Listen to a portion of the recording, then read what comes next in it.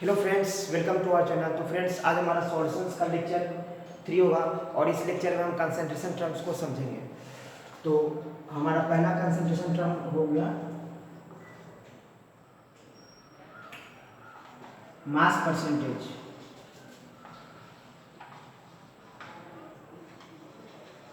Mass percentage. तो friends, इसमें mass percentage जो हो गया, इसको देखिए हम कैसे डिफाइन कर रहे हैं।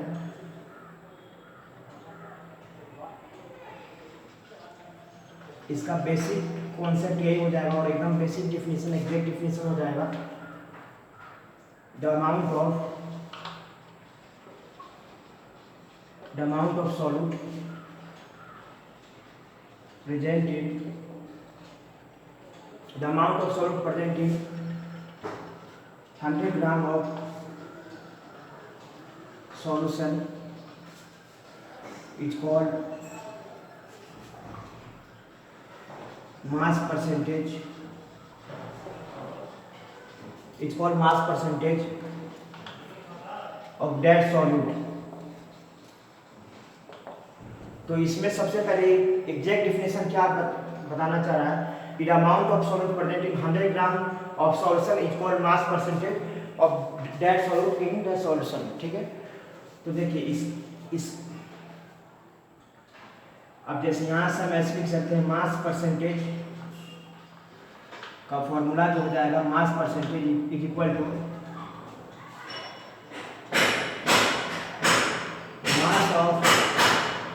mass percentage equal to mass of solute in the solution upon mass of solute in the solution by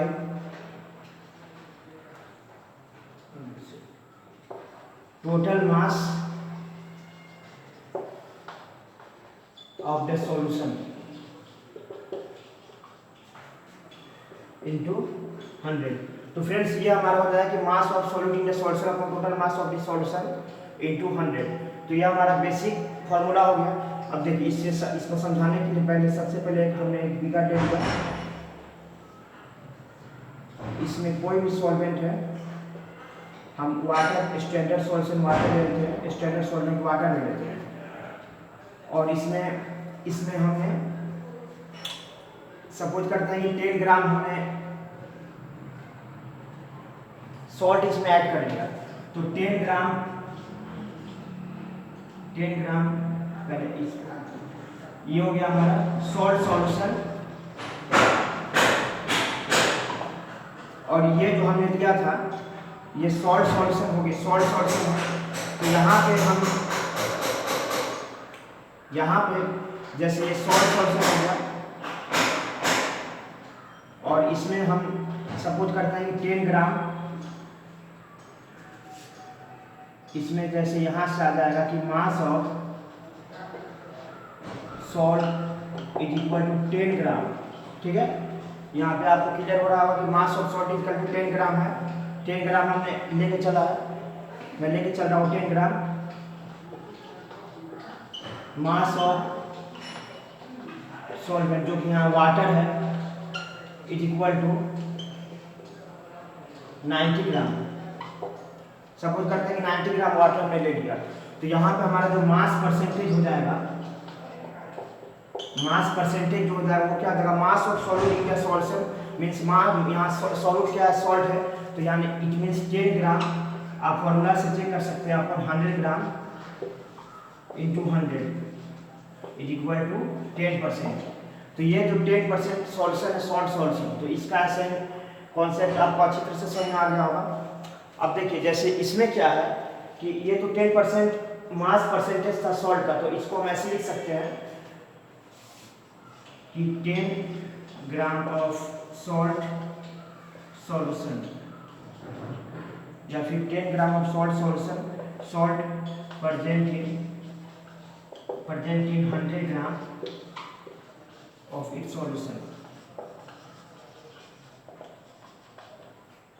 solution, ये हो गया। अब देखिए इसमें एक चीज़ और है, जैसे कहीं पे भी अगर आप लोग गिवन है कि 5% सपोज करते हैं 5% सॉल्ट सॉल्यूशन बाय मास, इस तरह से क्वेश्चन आता है जनरली। तो 5% salt solution by mass, it means हमारा हो गया कि जहाँ पे भी ये मास का बात करा और हमने अभी मास का भी कॉन्सेप्ट आपको समझाया। तो 5% salt solution by mass, it means हमारा जो सॉल्यूशन है वो हमारा 100 ग्राम, हम इसको ले लेंगे सॉल्यूशन को, और 5 ग्राम इसमें हमारा सॉल्ट हो गया। तो जब भी हमारा जैसे ये अगर पूछ दिया कि x percentage salt solution by mass, it means हमारा 100 x ग्राम ऑफ सॉल्ट है, 100 ग्राम ऑफ उस सॉल्ट सॉल्यूशन में। तो ये इसका बेसिक कॉन्सेप्ट है। जैसे 5% salt solution by mass, it means 5 gram of salt है, सॉल्ट है किसमें, सॉल्ट उसी अपने सॉल्यूशन में, और सॉल्यूशन का टोटल वेट हो गया हमारा 100 ग्राम, तो उसमें परसेंटेज का ये होता है। तो ये तो हो गया मास परसेंटेज। अब हम इसके बाद आपको बता देते हैं वॉल्यूम परसेंटेज।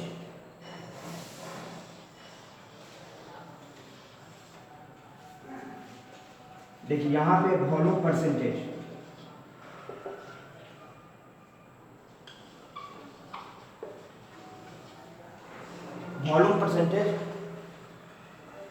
तो वॉल्यूम परसेंटेज में क्या है कि इसका एकदम एग्जैक्ट डिफिनेशन हो जाएगा द वॉल्यूम ऑफ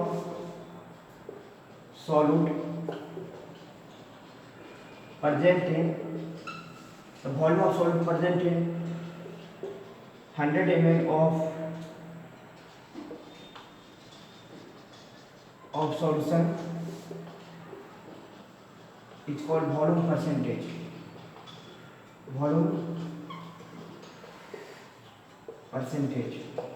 यहाँ तक क्या है कि the volume of solute present in 100 ml of solution is called volume percentage। तो देखिए फ्रेंड्स, इसमें ये क्या कॉन्सेप्ट, इसमें क्या कॉन्सेप्ट है कि जितना भी वॉल्यूम सॉल्यूट यहाँ वॉल्यूम में ले लिया, इट मीन सॉल्यूट का हमारा यहाँ सॉल्यूट भी क्या है, लिक्विड है, और सॉल्यूशन तो लिक्विड होगा ही होगा। सॉल्यूशन इसमें हम मेनली लिक्विड सॉल्यूशन का बात कर रहे हैं, तो इसमें सॉल्यूट जब इसका वॉल्यूम का बात कर रहा है, it mean solute is liquid, solute must be liquid. तो सॉल्यूट जब लिक्विड हो गया, तो इसके लिए यहाँ पे क्या हो गया कि 100 ml ऑफ सॉल्यूशन, यानी कि टोटल सॉल्यूशन का जो वॉल्यूम हो गया वो 100 ml है, और सॉल्यूट मींस जो लिक्विड सॉल्यूट था उसका वॉल्यूम हमारा कुछ होगा।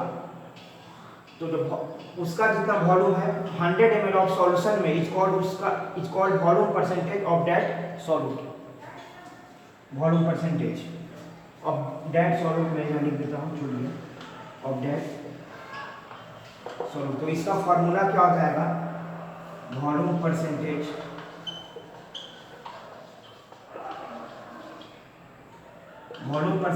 Is equal to volume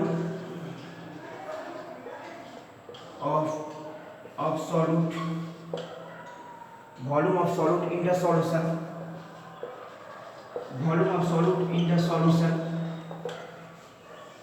volume of solute in the solution upon total volume of the solution into 100। यहाँ परसेंटेज निकालना है तो 100 से मल्टीप्लाई करना होगा। तो वॉल्यूम परसेंटेज क्या होगा, volume of solute in the solution by total volume of the solution into 100। अब सपोज करते हैं कि एक हमने बीकर ले लिया, और इस बीकर में सपोज करते हैं कि वाटर है, 75 ग्राम वाटर है इसमें, और इसमें हमने 25 ग्राम विनेगर ऐड कर लिया। विनेगर यहाँ क्या हो गया, सॉल्यूट हो गया, और वो लिक्विड सॉल्यूट है। तो देखिए यहाँ पर जो हमने ऐड किया, तो यह हमारा होता है विनेगर सॉल्यूशन। तो इसमें क्या होगा फ्रेंड्स कि जैसे यहाँ पे वॉल्यूम ऑफ विनेगर जो कि सॉल्यूट है इज इक्वल टू 25 ml हमने अगर ले लिया, और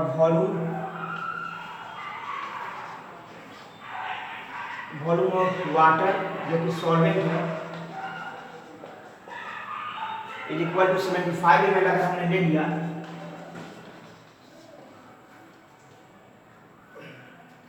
तो वॉल्यूम परसेंटेज कितना हो जाएगा, वॉल्यूम परसेंटेज जो हो जाएगा, वॉल्यूम परसेंटेज किसका, सॉल्यूट का volume percentage is equal to volume of the solute कितना है 25 ml है upon total volume of the solution. Total volume solvent का नहीं पूछ रहा है, यहाँ सॉल्यूशन का बात कर रहा है। तो 25 ml upon plus 75 ml 100 ml हो जाएगा, तो 100 ml into 100 is equal to 25%। तो ये हमारा बेसिक कॉन्सेप्ट था वॉल्यूम परसेंटेज का। अब इसके बाद हम लोग डिस्कस करेंगे मास बाय वॉल्यूम परसेंटेज का। तो पहले आप इसका स्क्रीनशॉट ले लो, उसके बाद हम आगे प्रोसीड करेंगे।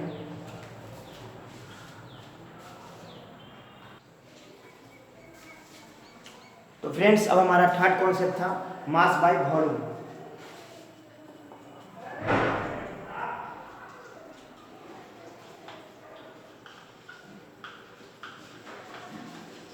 Mass by volume percentage.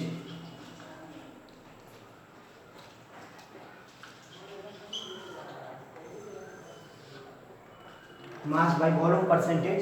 तो देखिए इसमें क्या है कि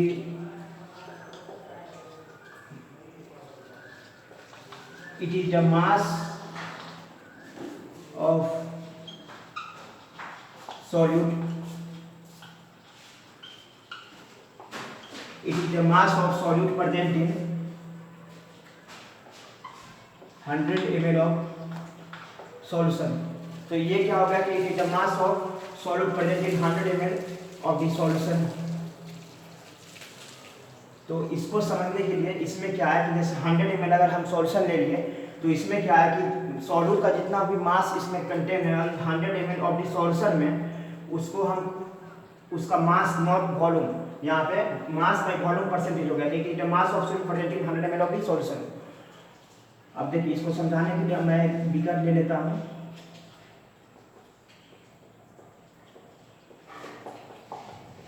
सपोज करते हैं कि इसमें कि ये हमारा शुगर सॉल्यूशन हो गया, शुगर सॉल्यूशन हो गया। तो अब ये जब शुगर सॉल्यूशन है तो इसमें हम सपोज करते हैं कि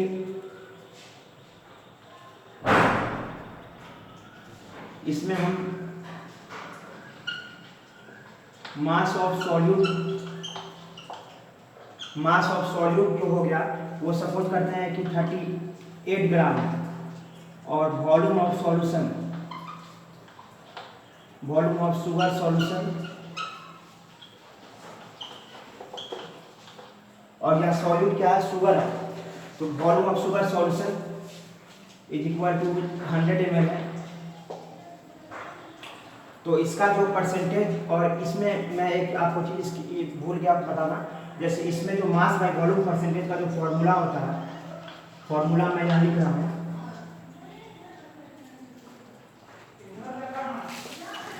mass of solute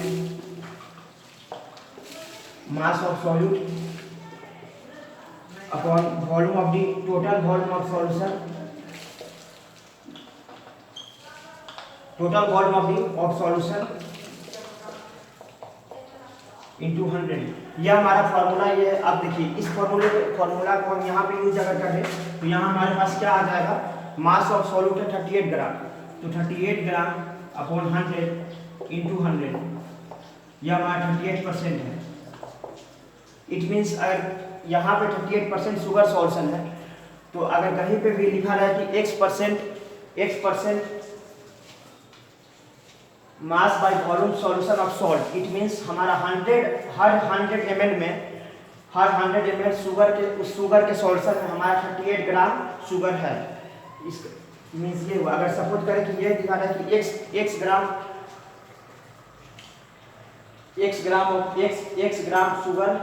sugar solution mass by volume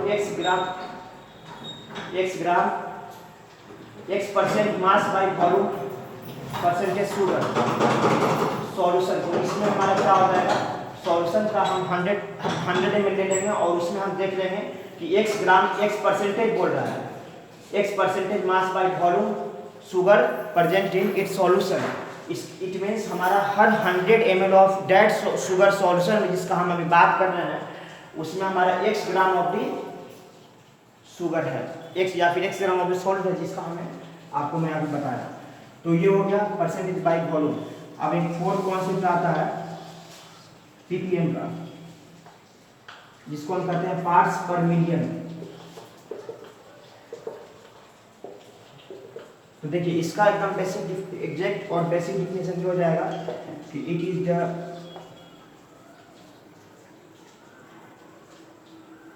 ये तो आपको अच्छी तरह से समझ में आ गया कि मास बाय वॉल्यूम परसेंटेज। अब हम चलते हैं पार्ट्स पर मिलियन में। तो इसमें ये है कि it is the means it is the amount of salt solute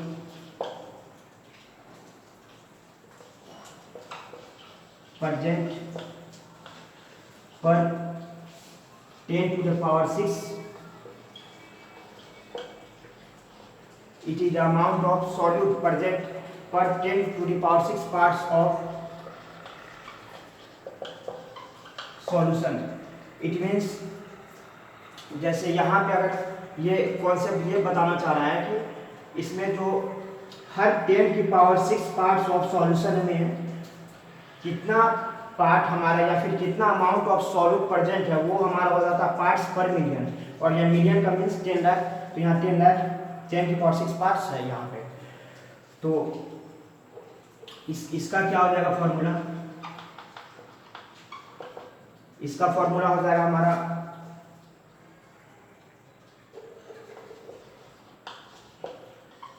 parts of component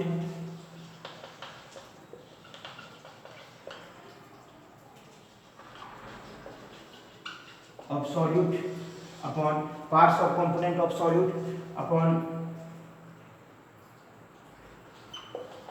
total parts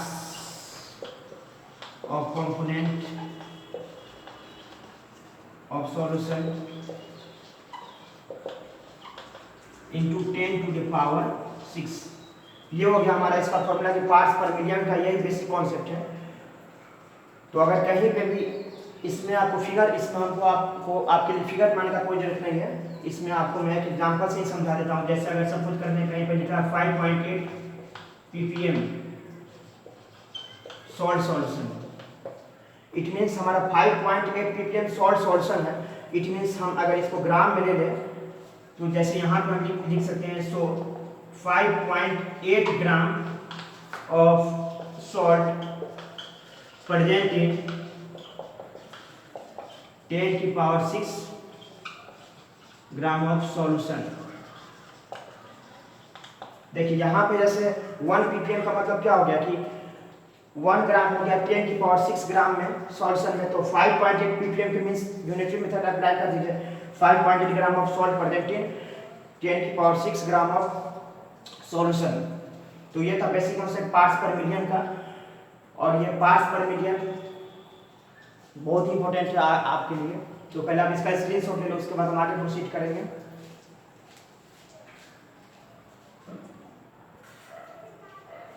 तो फ्रेंड्स अब हम अपने नेक्स्ट कॉन्सेप्ट को आपको समझाने जा रहे हैं। हमारा नेक्स्ट कॉन्सेप्ट है मोल फ्रैक्शन का।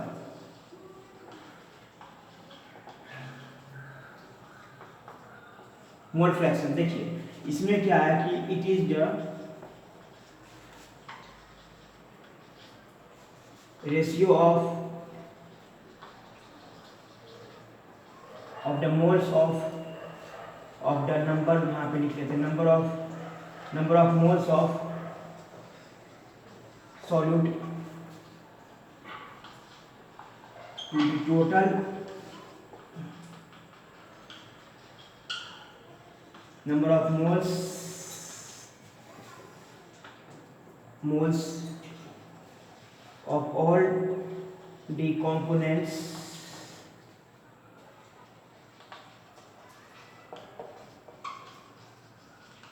present in the solution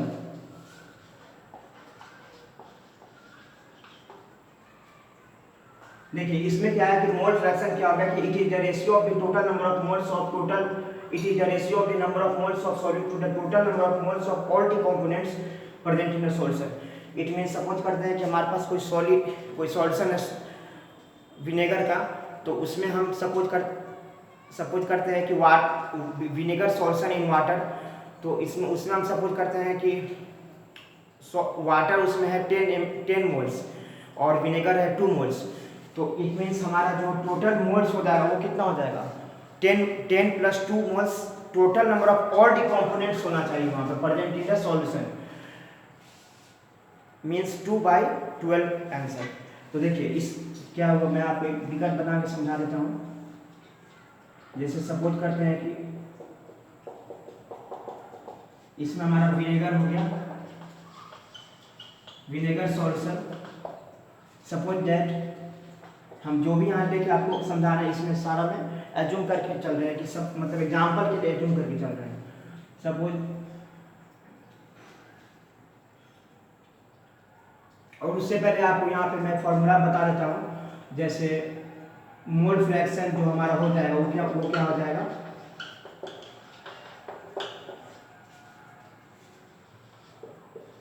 number of moles of solute, mole fraction of a solute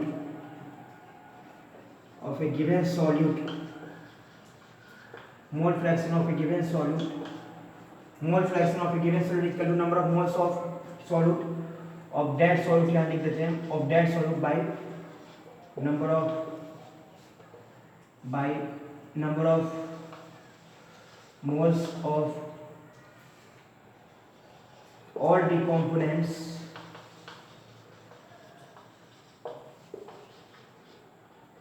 present in the solution। देखिए फॉर्मूला क्या बता रहा है कि मोल fraction of a given solute जो हो जाएगा वो हो जाएगा number of moles of that solute by total bye number of moles of all the components present in the solution. तो सपोज करते हैं कि इसमें हमने वाटर ले लिया अगर 8 मोल, ठीक है, और विनेगर ऐड कर लिया इसमें 2 मोल, तो इसमें हमारा जो अगर हमसे कोई पूछे कि मोल फ्रैक्शन ऑफ विनेगर क्या होगा इसमें, जैसे मोल फ्रैक्शन ऑफ विनेगर क्या होगा, mole fraction of vinegar is equal to total number of moles of that solute, किस सॉल्यूट का बात कर रहे हैं विनेगर का, it means 2 mole upon number of moles of all the components present in the solution, तो 8 + 2 10 is equal to 1/5, तो ये 1/5 हो गया यहाँ पे। तो आपको मोल फ्रैक्शन बहुत आसानी से समझ में आ गया होगा। जब भी निकालना हो तो इसके लिए क्या करेंगे कि जिस सॉल्यूट का हमें मोल फ्रैक्शन पूछ रहा है उसका टोटल नंबर ऑफ मोल्स से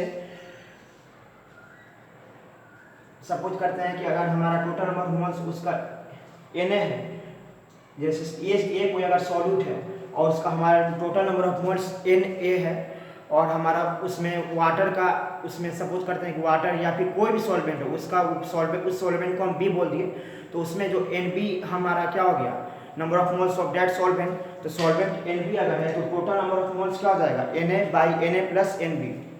तो ये चीज़ आप ध्यान रखिए कि मोल फ्रैक्शन कैसे कैलकुलेट करते हैं, इसका मेन कॉन्सेप्ट क्या है। अब इसके बाद हम बहुत सिंपल सा कॉन्सेप्ट पर आ रहे हैं, जो कि 2 कॉन्सेप्ट हमारे पास बच गया, मोलारिटी और मोलालिटी। तो मैं दोनों को आपको इसमें बता देता हूँ।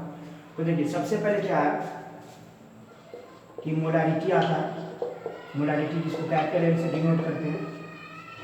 देखिए इसमें क्या है कि it is the total number of moles of solute present in 1 liter of the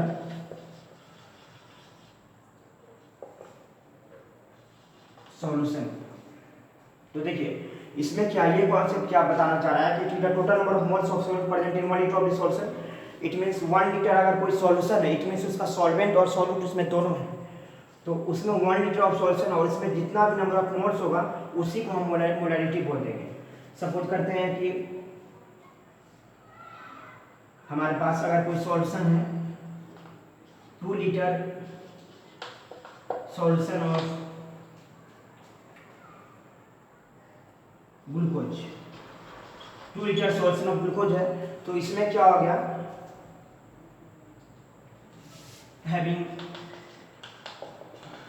having 3 moles of glucose, तो इसमें हो गया हमारा 2 litre solution glucose having 3 moles of glucose. तो ये कैसे आप कैलकुलेट कीजिएगा, यहाँ से हो जाएगा, आपको बेसिक डिफिनेशन पर चलना है, हर समय फॉर्मूले को नहीं याद रखना है। It is the total number of moles of solute present in 1 litre of this solution. तो यहाँ पे आपको total number of moles per litre of solution में सॉल्व करना है। तो यहाँ पे total number of moles glucose में क्या है, 3 है, और ये 3 मोल्स है 2 लीटर में, तो 1 लीटर में कितना हो जाएगा, ऑब्वियसली इसको 2 से डिवाइड कर देंगे तो 1.5 मोलर, इसको हम m को कैपिटल M को मोलर बोल देते हैं, 1.5 molar. It means 1.5 molar solution है, सॉरी हाँ 1.5 मोलर सॉल्यूशन है किसका, ग्लूकोज का। अगर हम ऐसे कोई बोले कि x mole solution of salt, it means हमारा x molar solution of salt, अगर ये कोई बोले तो इसका मतलब हम क्या, इट मीन्स हमारा ये हो जाएगा कि जैसे x mole of solution of salt है, तो इट मीन्स हमारा ये हो जाएगा कि x moles of salt present in its solution, sorry ये present in per litre of solution. देखिए x molar solution of salt का मतलब क्या हुआ कि x moles of salt present in per litre of solution, it means हर एक 1 litre में x मोल है। जैसे यहाँ पे 1.5 मोलर था, एक्चुअली में यहाँ पे टोटल तो 3 मोल्स है, जो एग्जाम्पल मैंने आपको इसके पहले कॉन्सेप्ट आपको बताया, लेकिन ये तो 2 लीटर में, और ये मोलैरिटी का कॉन्सेप्ट क्या कहता है कि 1 लीटर ऑफ सॉल्यूशन होना चाहिए। तो यहाँ पर 1 लीटर में होना चाहिए, 2 में 3 है, तो 1 में कितना होगा, 3/2। तो x molar solution of salt, it means x moles of salt presented पर लीटर ऑफ दिस सॉल्यूशन। अब आपको एक बेसिक कॉन्सेप्ट में बता देता हूँ, लास्ट मोलैरिटी का, वो भी इसी की तरह है, बस इसमें थोड़ा सा चेंज है। मोलैरिटी स्मॉल m, देखिए इसमें क्या है कि it is the total number of moles of solute present in 1 kg of solvent. It is the total number of moles of solute present in 1 kg of the solvent. अब ये concept क्या है कि मोलैरिटी में क्या हो गया कि टोटल नंबर ऑफ, जैसे कोई सॉल्यूशन ले लिया हमारा सुक्रोज का, अगर सपोज करते हैं सॉल्यूशन ले लिए, तो उस सुक्रोज के सॉल्यूशन में टोटल नंबर ऑफ मोल्स जितना भी होगा हर पर केजी ऑफ सॉल्वेंट में, सुक्रोज के सॉल्यूशन, इट मीन्स उसमें सॉल्वेंट हमारा सॉल्वेंट सपोज करते हैं कि वाटर हो गया, तो उस हर 1 kg वाटर में नंबर ऑफ मोल्स ऑफ जितना भी सुक्रोज होगा वही उसका मोलैरिटी हो जाएगा, इट मीन्स। और इसको हम मोलर, एक कैपिटल स्मॉल m को हम मोलर कहते हैं, MOLAL, x molar solution of sucrose means, so x molar solution of sucrose means क्या हो जाएगा,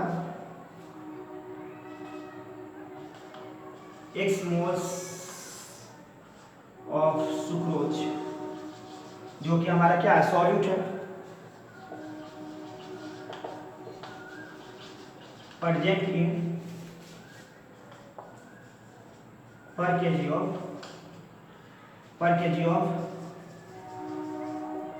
सॉल्यूशन। तो ये था बेसिक कॉन्सेप्ट एकदम मोलैरिटी का, कि it is the total number of moles of salt present in 1 kg of solvent. अब देखिए यहाँ पे जैसे x मोलर का दिया, x मोलर यहाँ पे बोल रहा है। तो x molar solution of sucrose means क्या हो गया, x molar solution of sucrose means x moles of sucrose solute, जो कि सुक्रोज क्या सॉल्यूट हम यहाँ लेके चल रहे हैं प्रेजेंटेड पर केजी ऑफ सॉल्वेंट, यहाँ पे सॉल्वेंट हो जाएगा जो कि वाटर है। तो यहाँ पे बस इस दोनों में चेंज यही है मोलारिटी और मोलालिटी में, कि ये हमारा सॉल्वेंट का बात कर रहा है यहाँ पे, और ये टोटल सॉल्यूशन का बात कर रहा है। यहाँ पे भी नंबर ऑफ मोल्स है, यहाँ पे भी नंबर ऑफ मोल्स है, ये हम इसको बोल सकते हैं। और यहाँ पे जो सॉल्वेंट है वो केजी में लिया है, और यहाँ पे जो सॉल्यूशन है वो लीटर में लिया। इट मीन्स ये वॉल्यूम पर डिपेंड है और ये मास पे डिपेंड है। मोलालिटी मास डिपेंडेंट और मोलालिटी वॉल्यूम डिपेंडेंट। तो इसी के साथ आज का लेक्चर यही ओवर होता है। आगे नेक्स्ट लेक्चर में हम सॉल्युबिलिटी ऑफ पढ़ेंगे, सॉल्युबिलिटी ऑफ सॉल्ट। तब तक के लिए चैनल को सब्सक्राइब करें।